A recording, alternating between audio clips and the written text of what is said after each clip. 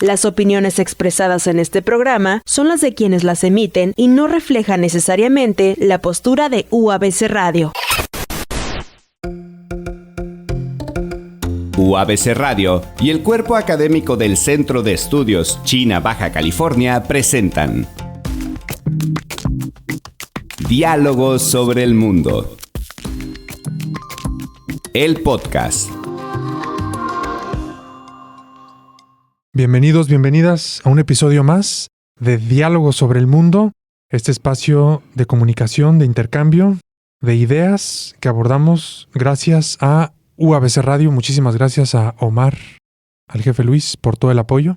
Jorge. Hola, un saludo a todos nuestros fieles escuchas y les deseamos lo mejor aquí a Omar, a Luis y a todo el equipo que pues nos han apoyado desde el inicio de este proyecto, ¿no, André? Así y bueno, es. lo mejor para ti y tu familia. Gracias. Igualmente, para Jorge. este 2026. Muchas gracias. Esperemos que pues sea un año bueno en lo personal, en lo profesional y bueno, muy interesante en los temas internacionales, ¿no? Sin duda, Jorge.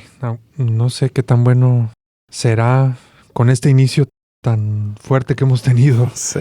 Y que deja mucha más incertidumbre de la que ya había.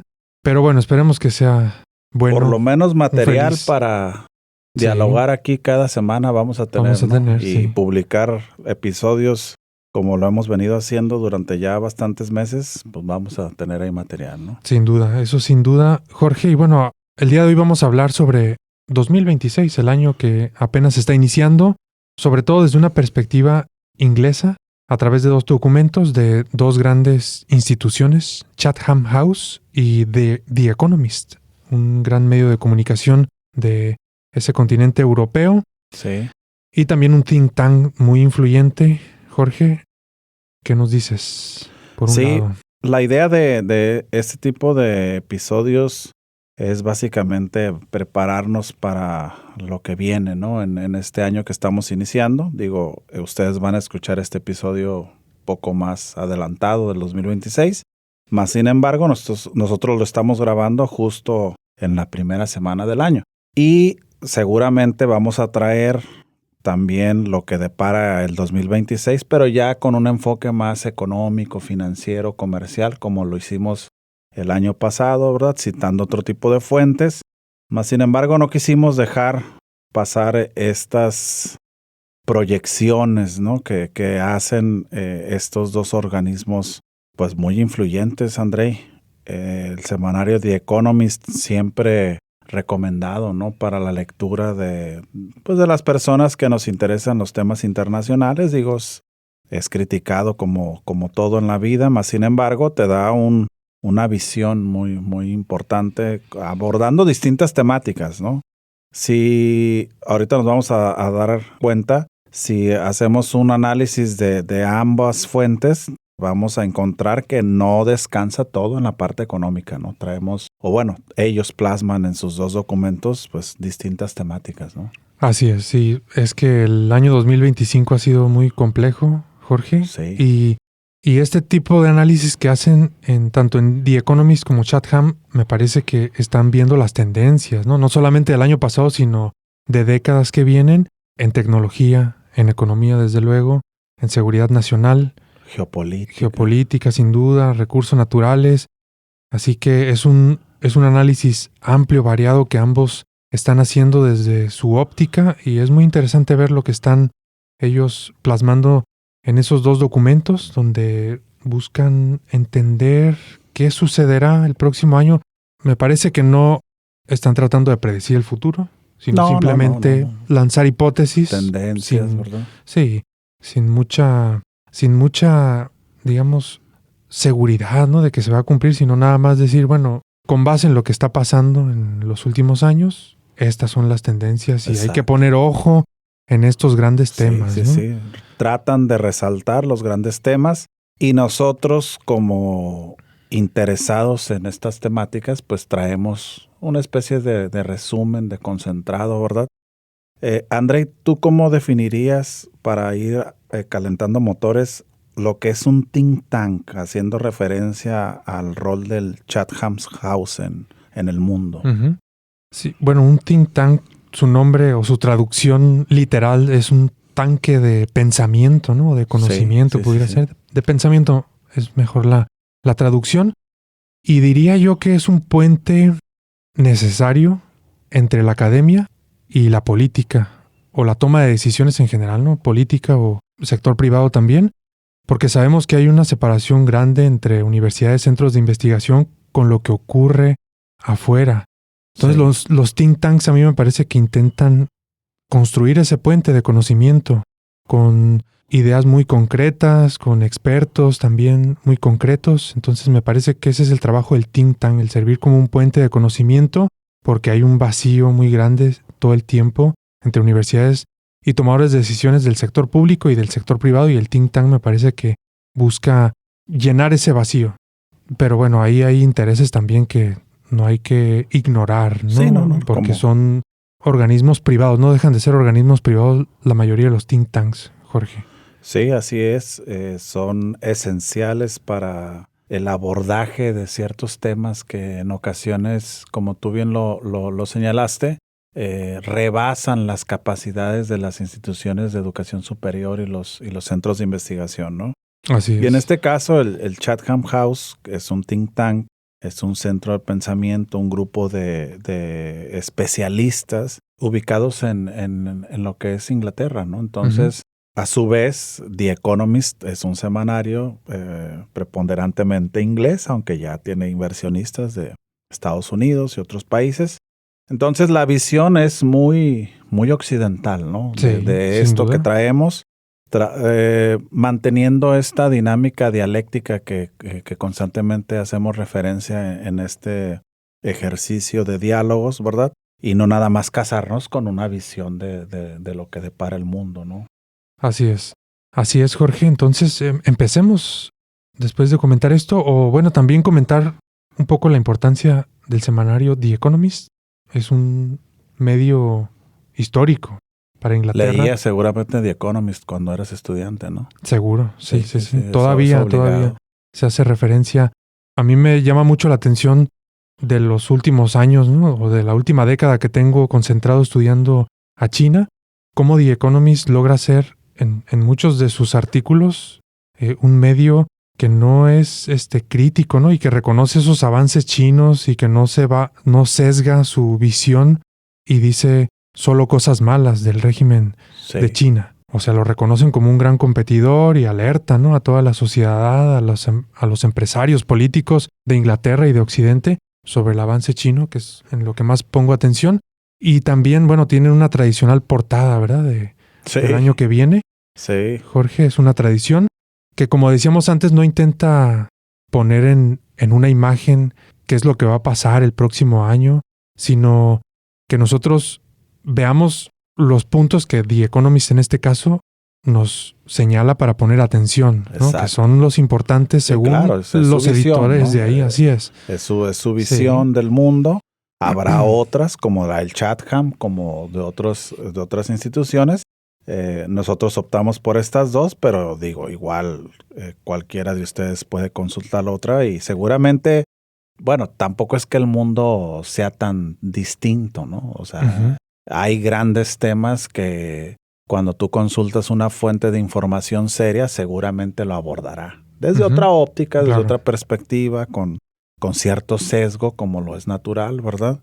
Por ahí escuchaba una frase de un intelectual que decía que los seres humanos por naturaleza somos subjetivos, ¿no?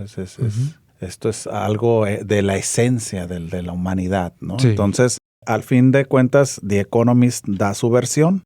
Es una publicación ya tradicional.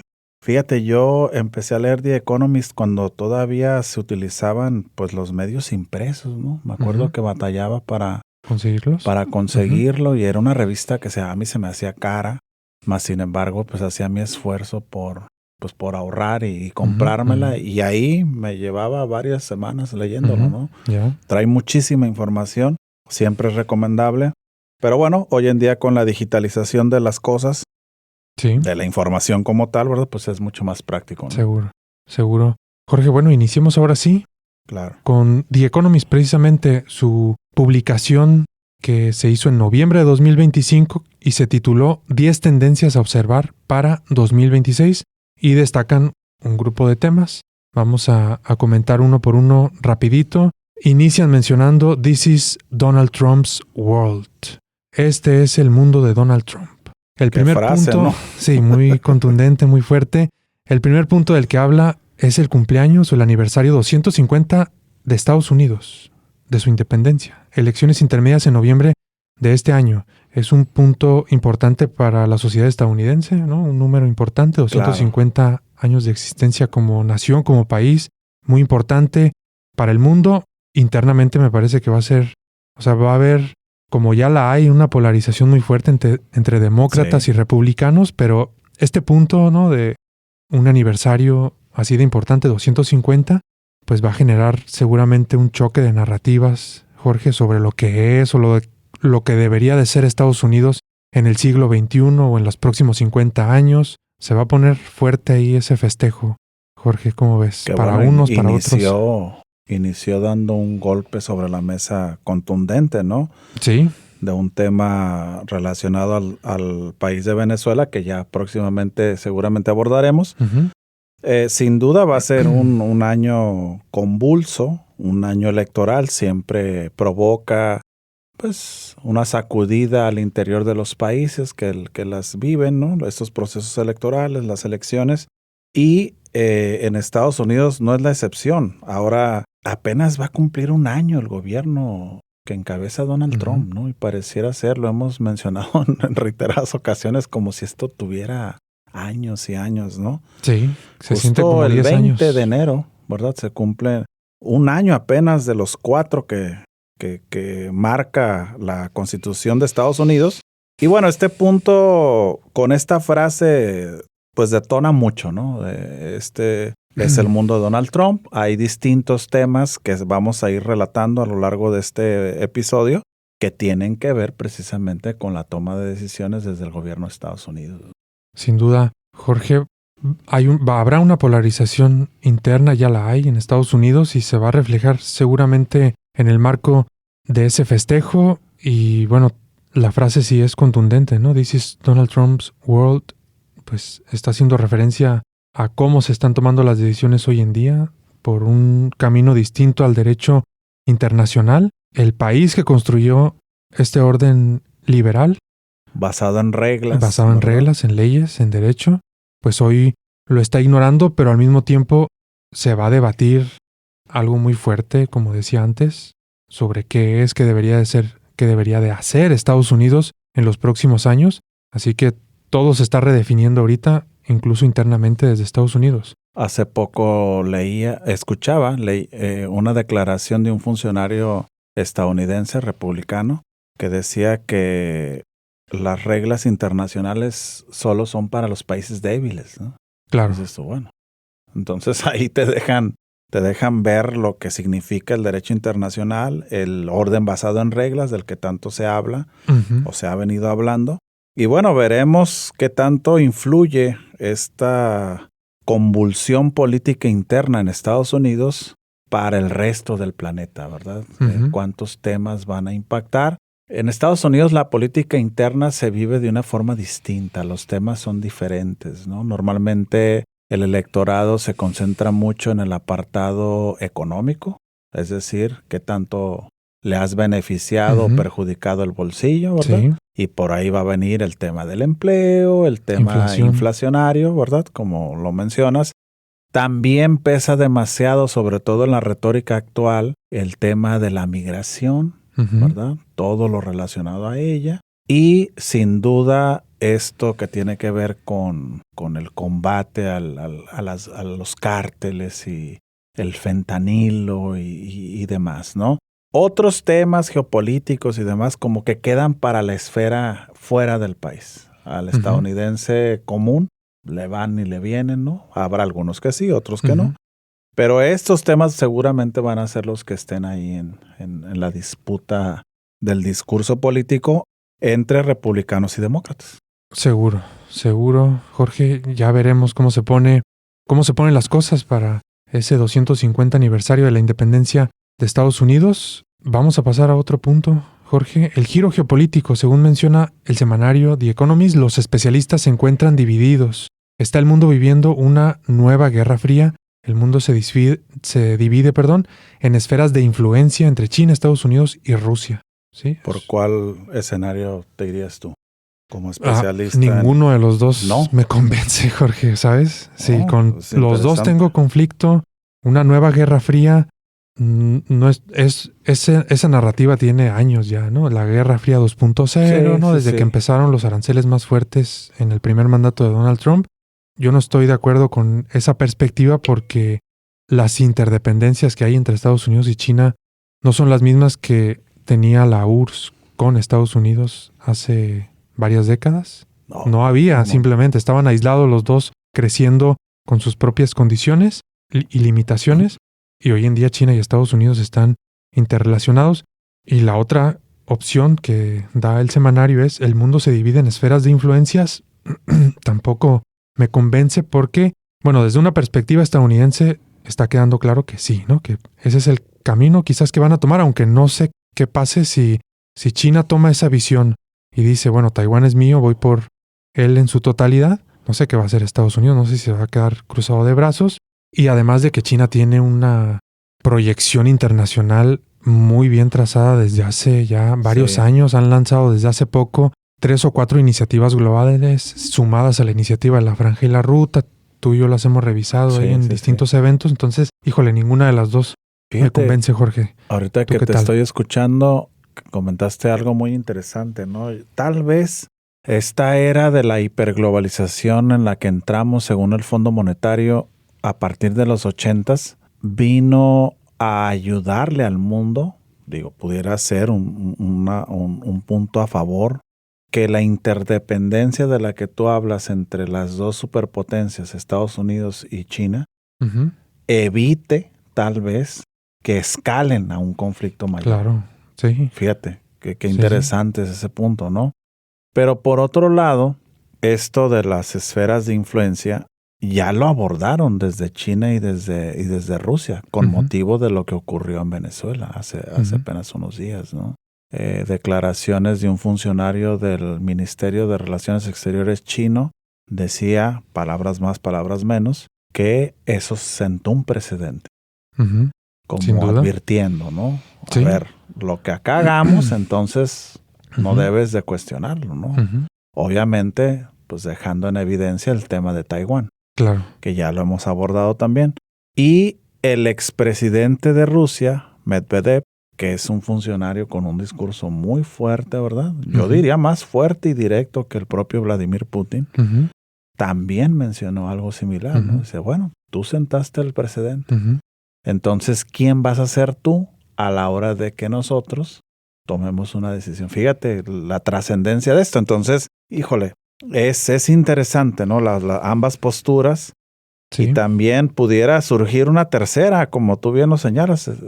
¿Tendrías ahí en mente algo importante que se pudiera plasmar por escrito y hablar de una tercera hipótesis sobre el tema, ¿no? Se necesita, sí, pero bueno, hay que estudiar más, hay que platicar más con expertos como tú, Jorge, con gente que sabe de los temas para lanzar hipótesis distintas a esta. Estas dos a mí me parecen muy fáciles, ¿no? La primera más, ¿no? Guerra Fría 2.0. Muy obvias. Sí, y zonas de influencia también me parece muy sencilla. La complejidad es mayor para lo que estamos viendo y creer que sí, Estados Unidos va a controlar América, China, Asia, Rusia, Europa y África, ¿dónde queda? Europa, la Unión Europea como tal, ¿qué va a controlar? Entonces, si son nada más 3, si es un mundo tripolar, ¿no? Sí, bajo este esquema de las esferas de influencia, Europa queda fuera totalmente. Sí, sería... Y a la deriva de lo que... de este cuento del que ya hemos hecho mención, ¿no? De Pedro y el Lobo, de esta insistencia de que Rusia nos quiere conquistar y nos quiere invadir. Claro. Entonces todo pareciera que en esta versión de la doctrina Monroe, ¿verdad? 200 años después, que de la que tanto insiste el propio presidente de Estados Unidos, él dice, pues acá yo me concentro, ¿verdad? América para Estados Unidos. No para los americanos, como se diría en inglés. Y pues China, quédate allá con tu tema, ¿verdad? y lidia con tus vecinos, con las disputas que tengas. Aunque yo no estaría tan convencido que Estados Unidos descuide por completo la región del Asia-Pacífico, Claro. que a su vez ha sido declarada la región más estratégica del planeta. Por supuesto, Jorge. Aliados como Japón, que se está enfrentando a China, Corea del Sur. Bueno, ahí está Taiwán, se nos olvida también luego. Filipinas. Sí, todo el sur de Asia, pero también Hong Kong, ¿no? Ese caso también que va a definir gran parte de cómo se va a comportar China. Se nos olvida y no creo yo que a Estados Unidos le importe poco todo ese movimiento que haya. Ya veremos. Interesante, ¿no? Sí, muy interesante. El próximos escenario. meses nos van a decir cuál de estas hipótesis se está confirmando o no, ¿verdad? Sí. Con Zelensky, con Taiwán, etcétera. Bueno, sigamos, Jorge, porque son varios puntos. Guerra o paz, el siguiente. Continuarán los conflictos en Ucrania, Sudán y Myanmar. Las tensiones aumentarán en el Ártico, el espacio, el ciberespacio y los mares del mundo. Más conflictos y más complejos. Es lo que está planteando aquí The Economist, Jorge. ¿Cómo la ves? Sí. Y mira que incluyen de nuevo el tema del Ártico, ¿verdad? Que ya trajimos a colación nosotros. Sí. Cuando abordamos los temas, no lo hacemos con una ocurrencia de decir, bueno, pues vamos a hablar nada más de esto, de aquello. Y no, son los temas que le ocupan al planeta, ¿no? Y que tú y yo juzgamos pertinente abordarlos para transmitir a su vez, pues desde nuestras ópticas, ¿verdad? Desde nuestra subjetividad, pues qué se está diciendo del tema. Y miren que este es un gran tema, así lo demuestran, ¿no? Este 2026 va a continuar cada vez en mayor importancia, ¿verdad? El apartado del Ártico, ya incluso la insistencia de nuevo en el tema de Groenlandia desde Estados Unidos viene a delinear esto que The Economist nos dijo el mes de noviembre del año pasado, ¿no? Que iba a ser un gran tema para el 2026. Sí, y lo hemos estado viendo. Aquí The Economist también señala ese punto geográfico para poner atención y se está confirmando, ¿verdad? Con esta nueva petición que ha hecho Trump y que le han dicho ya basta, ¿no? De ese tipo de retóricas. Bueno, ya veremos. Jorge, problemas para Europa, siguiente punto. 4 temas centrales resaltan para la región. En este punto, incrementar el gasto en defensa es el primero. El segundo, mantener a Estados Unidos de su lado. Tercero, impulsar el crecimiento económico. Y cuarto, lidiar con elevados déficits. Bueno, un panorama muy complicado. Sí. Fíjate, en el 2021, 21, si la memoria no me falla, que el Deutsche Bank publicó esta teoría de la era del desorden. Ellos hablaban que esta década iba a ser clave para el futuro de Europa. Y lo hemos estado observando, ¿no? Europa se ve a la deriva, debilitada desde muchos frentes, ¿no? No nada más el político, sino el geopolítico, el económico, ¿verdad? Y no va a ser sencillo. Ahora el punto clave aquí va a ser qué rol van a jugar en el contexto mundial, ¿no? Si van a ser un actor relevante como unión, si la propia unión como tal implosiona, ¿verdad? Ya hay países o dirigentes de países, mejor dicho, que insisten en este discurso de que, bueno, pues que el futuro de la Unión no se ve tan claro, ¿verdad? A pesar de que haya naciones como Bulgaria que incluso acaban de adoptar al euro, pues lo cierto es que la Unión como bloque pues está ahí un poco a la deriva, creería. Claro, sí, en entredicho. Su futuro con muchos problemas, Jorge, no son menores. Ya veremos qué sucede también con esa región. Pasamos al siguiente punto. La oportunidad para China. A pesar de sus propios problemas, deflación y bajo crecimiento económico, la política de Trump de America First le ha abierto la puerta a China para impulsar su influencia en el mundo.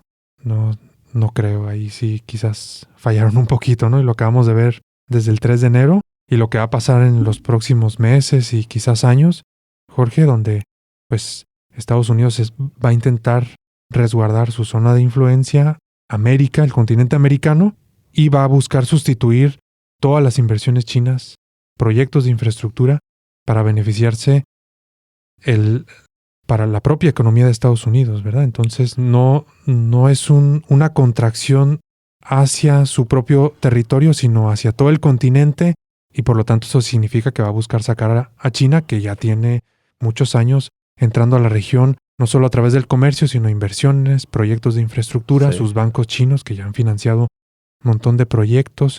Entonces, ahí sí no creo. Hay un no creo especialista, André, que me gusta escuchar bastante porque se me hace muy, muy claro en sus posturas, ¿no? Pepe Escobar, uno de los mejores geopolitólogos que hay en el planeta, de origen brasileño, por cierto.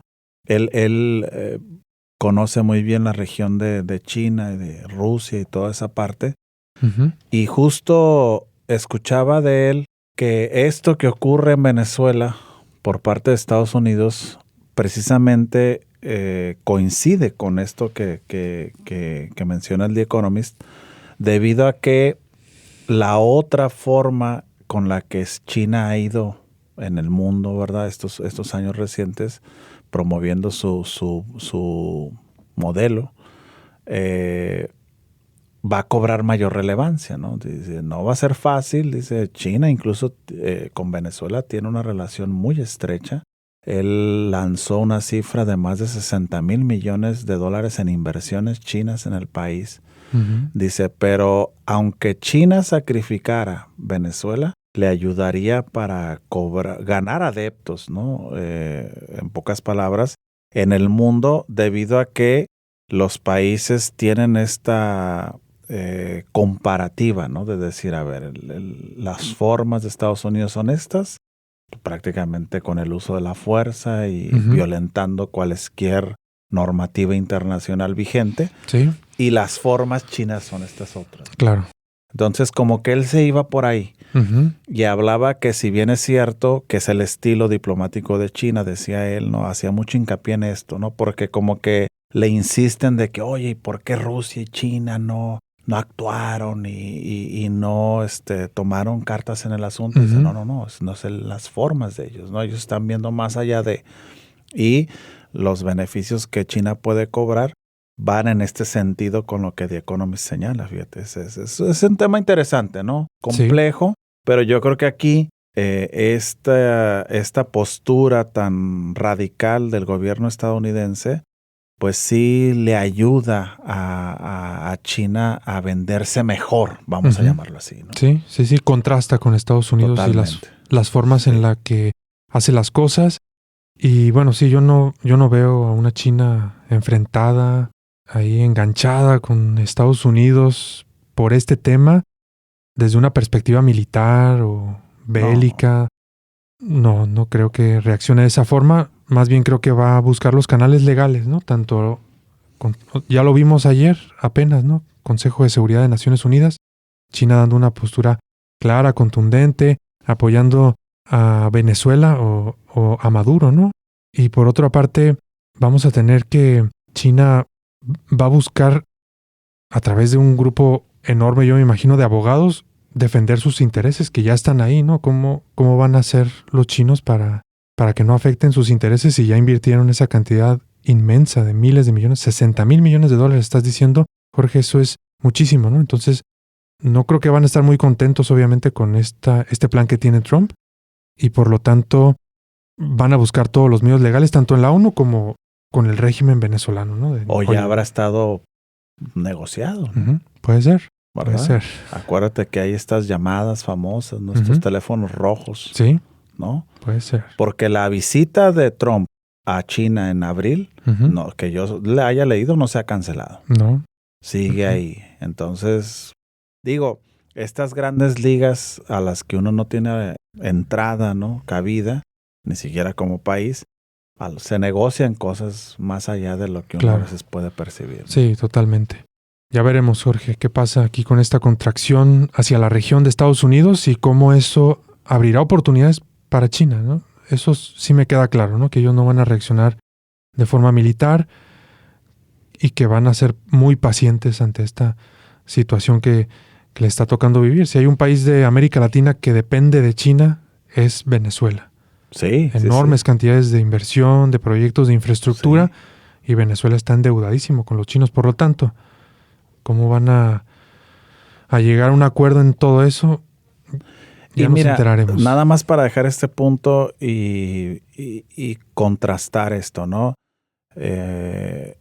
Por ahí observé una imagen donde y a personas, ¿verdad?, hacer alusión de que, pues bueno, los chinos también se beneficiaban del petróleo venezolano y que cuál era la diferencia que Estados Unidos llegara y pues se lo adjudicara tal cual, ¿no? Ya ves este secuestro del buque tanque que hicieron por ahí hace unas semanas.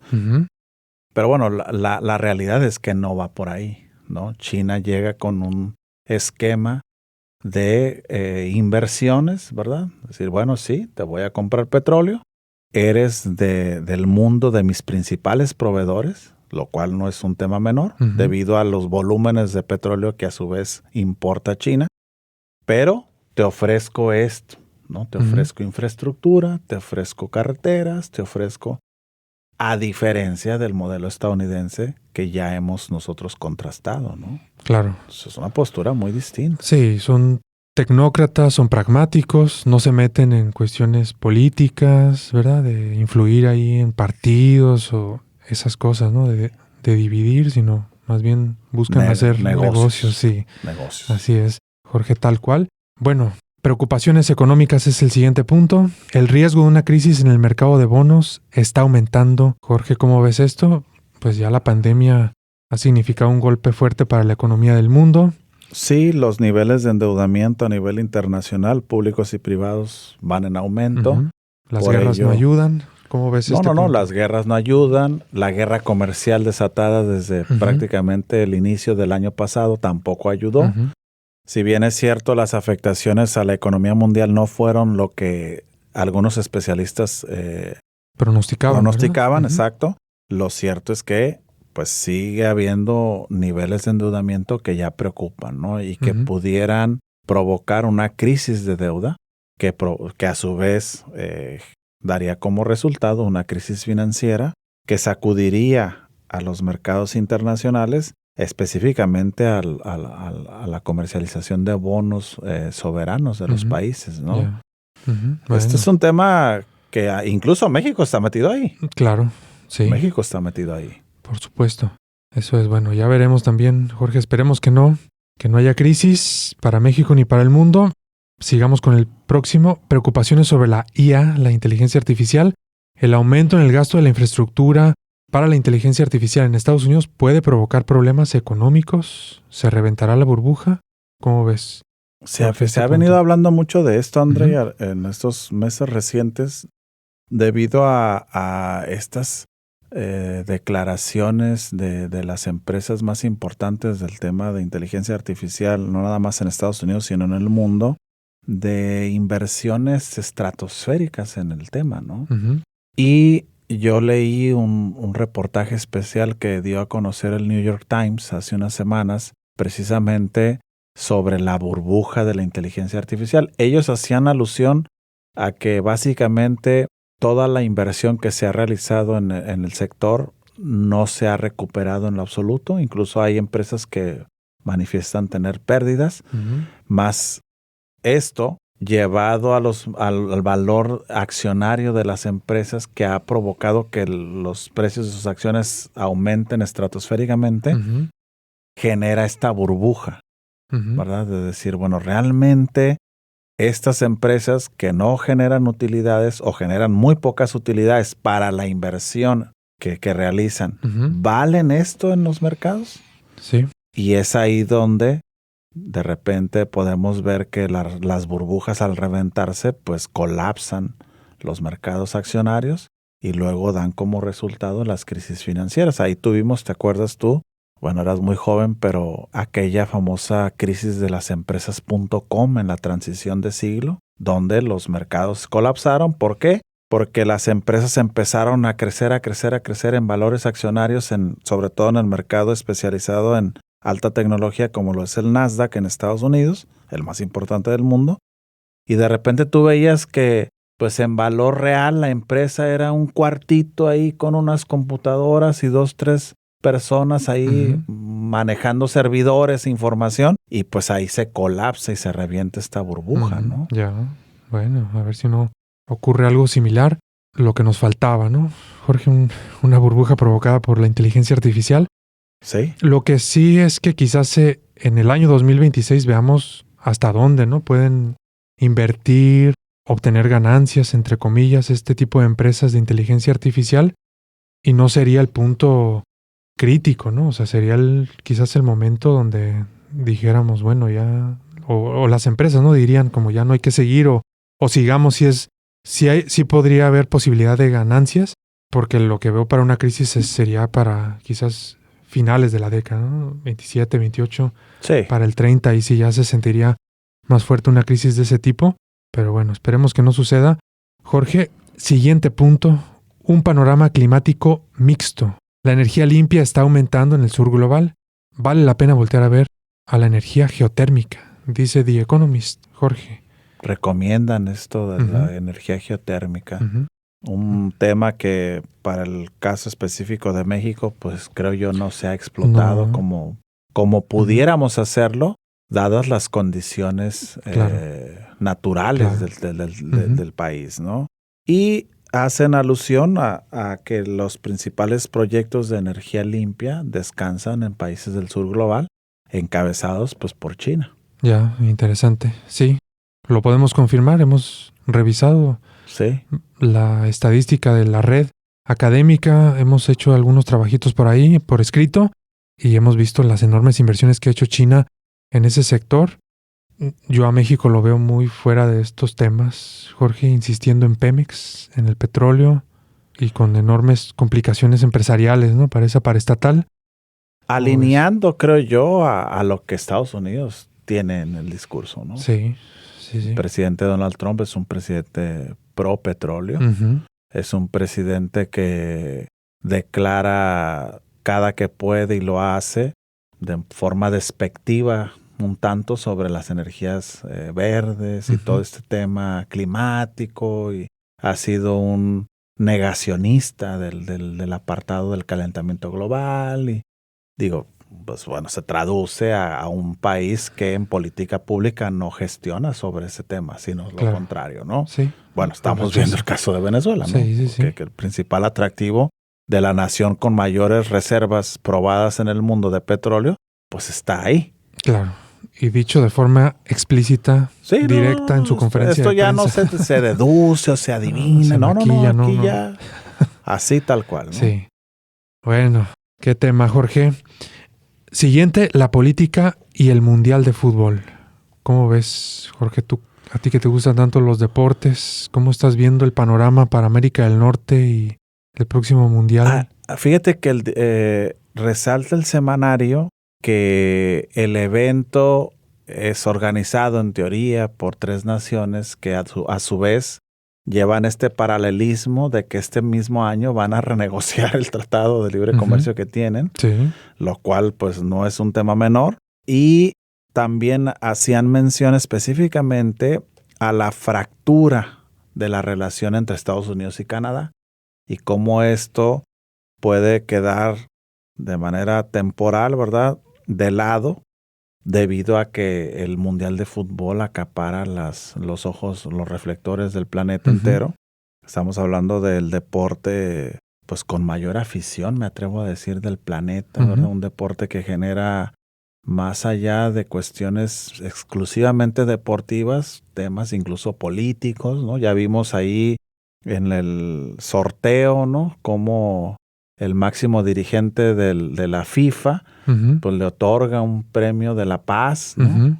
Sí. O sea, con un mensaje totalmente de vamos a apapacharte a ti, presidente de Estados Unidos, eres nuestro anfitrión principal.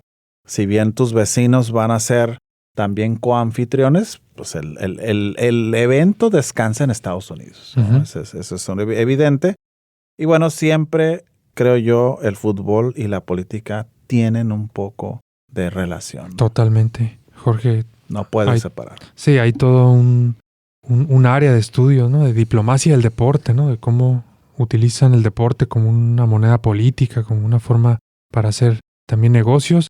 A mí me parece que esto le puede beneficiar a México, Jorge, esta coyuntura que dices, ¿no?, que va a ir paralelo mundial con renegociación del TEMEC. ¿No? Sí, gran casualidad. Sí. Pero me parece a mí que es bueno porque va a relajar las cosas, me parece. O sea, todo esto de la fiesta futbolística va a relajar las cosas al momento de negociar. Van a llegar un poquito más amistosos, espero. Ojalá. Esa es mi expectativa. Así de contentos como estaban en el sorteo, ¿no? Sí, se veían muy contentos. Bailando. En la foto, sí. Platicando. Eso, ¿no? Sonriendo. Esa relajación que puede dar este evento deportivo, creo que puede beneficiar al momento de negociar, ya que se sienten en la mesa a hablar de China, de terrorismo, de migración, de narcotráfico, etcétera. Pues ojalá. Ya veremos, ojalá. Ojalá que tus palabras sean de profeta. Eso es. Bueno, y último tema de The Economist. La próxima generación de medicamentos para perder peso. Jorge. Ellos no nada más abordan temas económicos, financieros, políticos, también tienen esta particularidad, ¿no? De tocar temas sociales, temas medioambientales.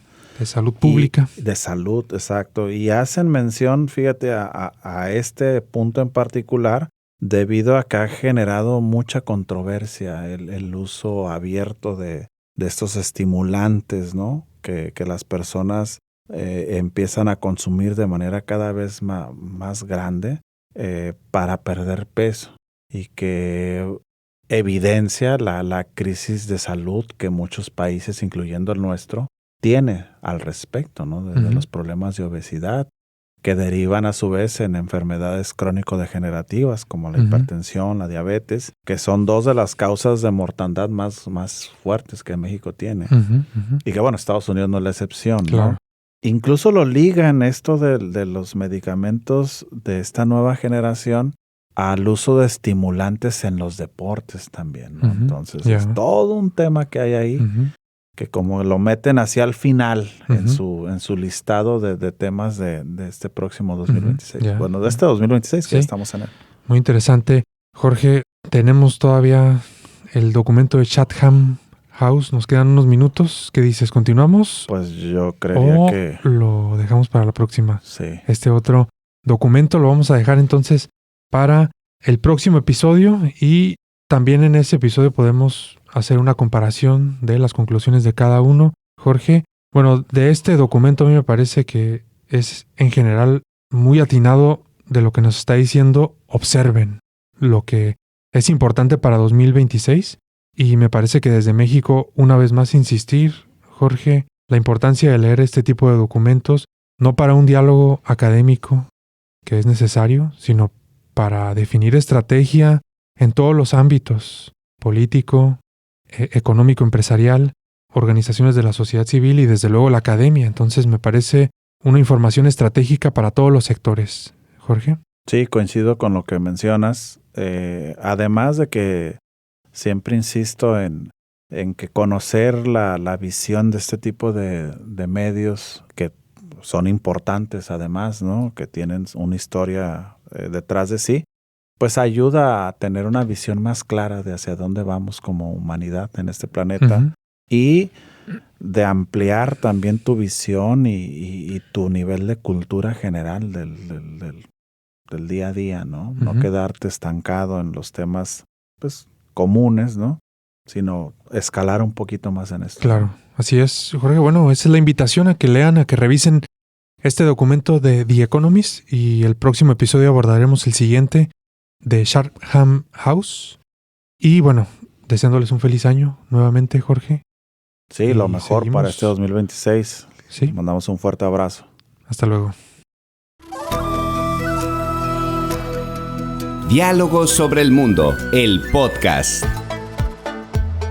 Una colaboración entre UABC Radio y el cuerpo académico del Centro de Estudios China Baja California. Disponible en Mixcloud, YouTube y Spotify.